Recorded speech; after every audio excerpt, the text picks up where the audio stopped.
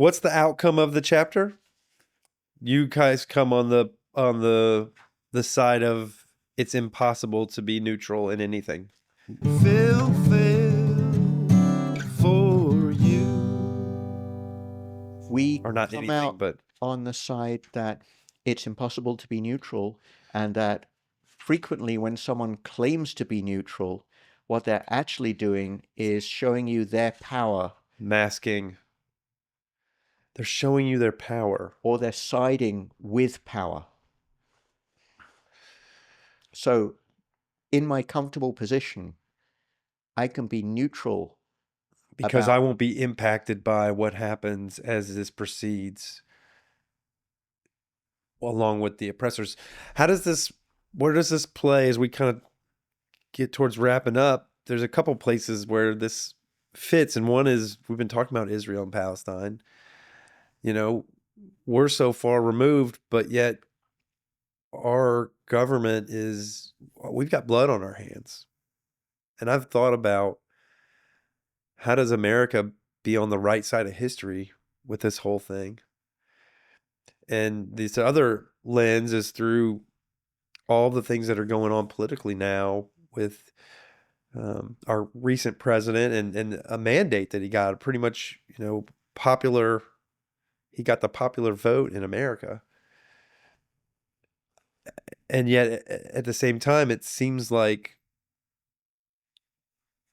it's moving towards, I mean, if you believe Bernie Sanders and some of those folks, an oligarchy, or even the other day I did a deep dive into fascism because I wanted to understand what the heck fascism was. It's thrown around right. so haphazardly. I wanted to understand what it was, and so I ended up researching Italy and researching,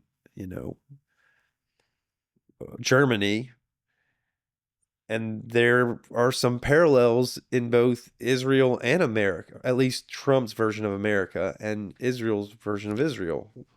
Well, we shouldn't forget that um, Hitler himself um, actually was a big fan of America. He looked at what happened in America with Reconstruction and the history of um, racist laws, and he thought that was a good model. And he's explicit about that. You can read about it. Huh. Um, so that's a disturbing fact about what Hitler thought about America. This is not a direct comment on America, but you can extrapolate whether things were actually good or bad in America from that. It's certainly not the sort of recommendation one seeks. No, for sure. Um, I would imagine there's a whole, just back to that idea of neutrality siding with power. I could see where a whole swath of people would be influenced into kind of a freeze in a world where it's not in their best interest. Their best interest requires acting out and speaking out right. and going towards the other side. But there's I don't know, in the way that the political game is played, I didn't stand on the side. I voted, so I did that thing, but it was difficult for me Right. What made because it difficult? because I don't believe in, I believe in might not be the right words, but I don't like either side. I get a Well, sense of, that's so interesting, Phil. So the strategy that propagandists use is peeling people off, mm, picking issues that make it difficult to vote for the other side. The right wing in America in the last election managed to persuade a bunch of Arabs, for example, to vote either to vote for the Republican Party, Right. or to fail to vote for the Democratic Party. Now, this is not to say that there aren't many people of Arabic descent who have perfectly good, legitimate reasons for their political views. But I'm talking about people who had long been Democratic supporters, who did not support Biden in the last election. Kamala. Yeah? Or Kamala in the last election, I'm sorry. Yeah. And they're just one example of many groups that took it that because their issue or their issues that they care most about were not adequately treated by either party or by their own party, that they had to, as they say, protest vote or protest fail to vote. Now, it's a weakness or a strength of democracy, depending on how you look at it, that you can do that. But in a two-party system, what's essentially a two-party system, Yeah. we actually have to choose which is the better collection of policies and collection of individuals, Yeah.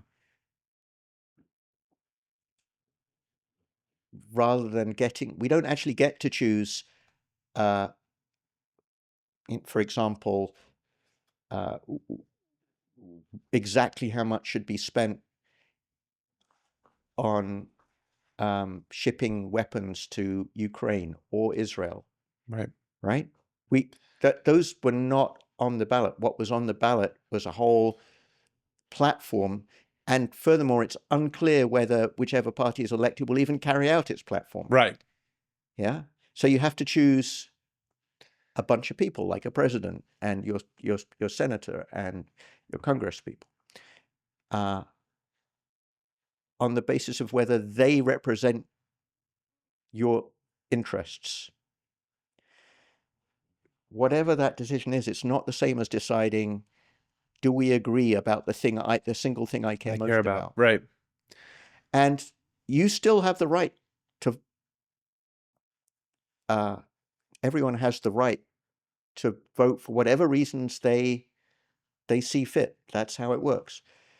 But it's easy for a